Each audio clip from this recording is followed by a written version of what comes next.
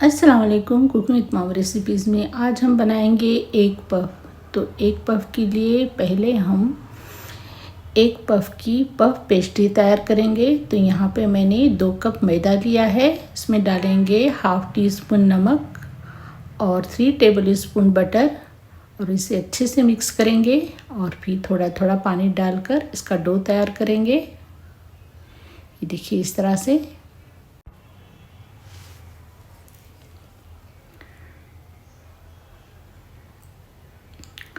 Dough अच्छे से ready हो गया है। अब हम इसे ढक कर रखेंगे हाफ आवर्स तक सेट होने के लिए और हाफ आवर्स के बाद फिर से इसे अच्छे से गूंथ लेंगे और फिर इसका एक बड़ा सा पेड़ा बनाएंगे और फिर इसे बेल कर इसकी बड़ी सी रोटी बनाएंगे और फिर इसके ऊपर लगाएंगे बटर और फिर इसे अच्छे से फोल्ड करेंगे। ये देखिए इस तरह से बटर लगाना है और फिर इसके ऊपर हम सूखा आटा छिड़केंगे।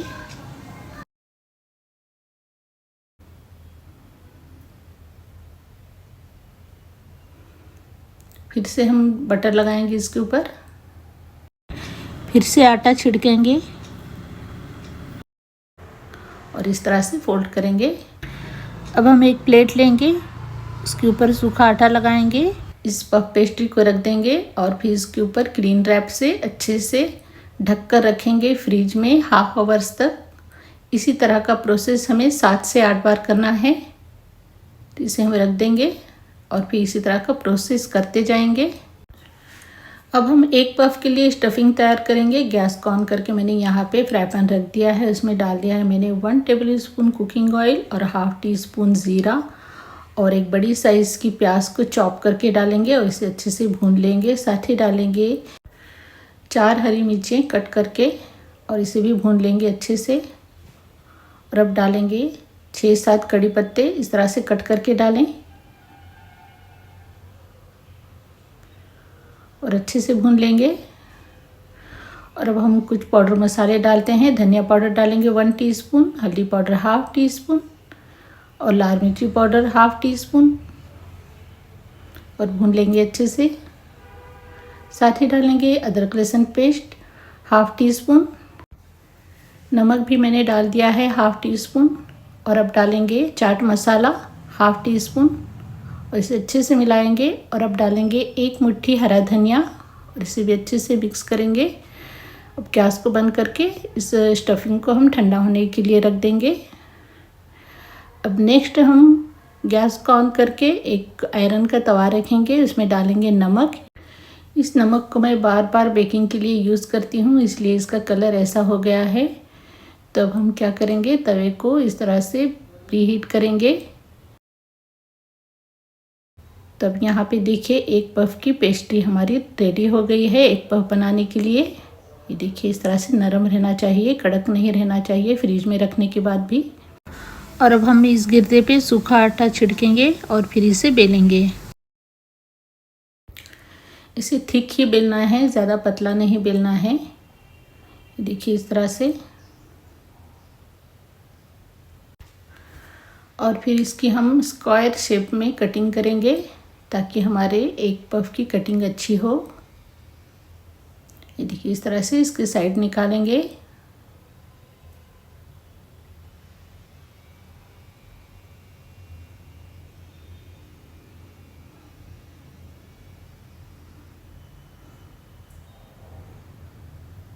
और इसे इस तरह से फोल्ड करेंगे और इसका निशान बनाएंगे ताकि हम बीच में से अच्छे से कट कर सके।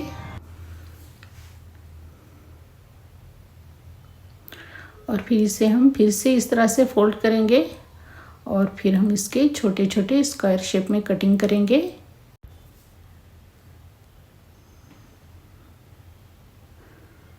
देखिए सभी कटिंग हमने अच्छे से कर लिए है। और अब हम यहाँ पे 3 अंडों को उबालकर इसे बीच में से इस तरह से कट कर लिया है। अब हम एक पीस लेंगे पफ पेस्ट्री का और फिर इसके बीच में हम डालेंगे स्टफिंग और फिर आधा अंडा इस तरह से रखेंगे और फिर इसे इस तरह से अच्छे से सेट करेंगे। देखिए इसे पानी लगाकर सेट करना है, मैंने नहीं किया है, यही मेरी बहुत बड़ी गलती थी। ये खुल गए बाद में, तो इसे भी मैंने बिना पानी के इस तरह से सेट कर लिया है। जब भी आप बनाएं तो पानी लगाकर इस तरह से सेट करें ताकि ये बेकिंग करते वक्त खुले ना। इसी तरह से मैंने सभी एक पफ बना लिए हैं। इस एक पफ को हम 2 तवे पे बेक करेंगे, बाकी के हम ओवन में बेक करेंगे। ये एक पफ ओवन में कैसे बेक हुए मैं आपको बताती हूँ। जब मैंने ओवन में एक पफ को रखा तो 15 मिनट के बाद 2 आवर्स तक लाइट चली गई। उसके बाद लाइट आने के बाद फिर मैंने 20 मिनट तक रख दिया उसे बेक होने के लिए एक पफ को। फिर से हाफ आवर्स तक लाइट चली गई। इस तरह से ओवन वाले हमारे एक पफ बेक हो गए हैं। एक पफ तवे पे बेक करने के लिए मैंने यहाँ पे केक मोल्ड लिया है। केक मोल्ड को मैंने घी से ग्रीस कर लिया है और फिर उसके अंदर रख दिया है मैंने एक पफ। और अब इसे हम रखेंगे तवे पे इस तरह से स्टैंड रखकर, और फिर इसके ऊपर हम भगोना रखेंगे और इस एक पफ को उलट पुलट करते हुए हमें बेक करना है स्लो फ्लेम पे 25 मिनट तक। और अब यहाँ पे देखिए इस ट्रे में जो एक पफ हैं ये ओवन में जाएंगे। इसे भी हम एग योग लगाएंगे इस तरह से ब्रश से ताकि इसका कलर अच्छा आए। तो ये ओवन वाले बहुत ही हमारे मुश्किल वाले हो गए हैं। बहुत मुश्किल हो गई थी मुझे ये एक पफ बनाते वक्त। लाइट जाना आना जाना आना ऐसा हो रहा था। तो फाइनली कैसा तो करके बेक हो गए हैं। आप देखिए कैसे बेक हो गए हैं। पहले तवे वाले बेक हो गए थे, उसके बाद ओवन वाले 3 आवर्स के बाद बेक हो गए थे क्योंकि लाइट चली गई थी। तो ये देखिए माशाल्लाह उलट पलट करते हुए मैंने तवे वाले ये जो एक पफ हैं अच्छे से सेक लिया है, बेक कर लिया है। ये देखिए तवे के हिसाब से ये सही है। अब मैं आपको बताती हूँ ओवन वाले। ये देखिए ओवन वाले बेचारे बहुत मुश्किल हो गए इनको। ठंडे होते गए फिर गर्म होते गए, ठंडे होते गए गर्म होते गए, फिर ऐसे होते होते ये एक पफ रेडी हो गए हैं माशाल्लाह। फिर भी बहुत अच्छे बन गए हैं। फाइनली अल्हम्दुलिल्लाह बहुत अच्छे से बेक हो गए हैं। तो ये देखिए मैं आपको एक तोड़ कर बताती हूँ। ये देखिए बहुत क्रिस्पी भी हो गए हैं। इसे मैंने 180 डिग्री पर बेक किया है फ़ैन मोड पे।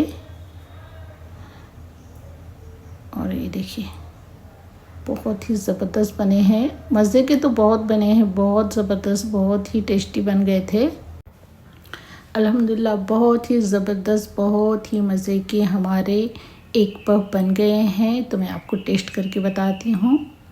बिस्मिल्लाहिर्रहमानिर्रहीम। माशाल्लाह सच में बहुत मज़े के बन गए हैं।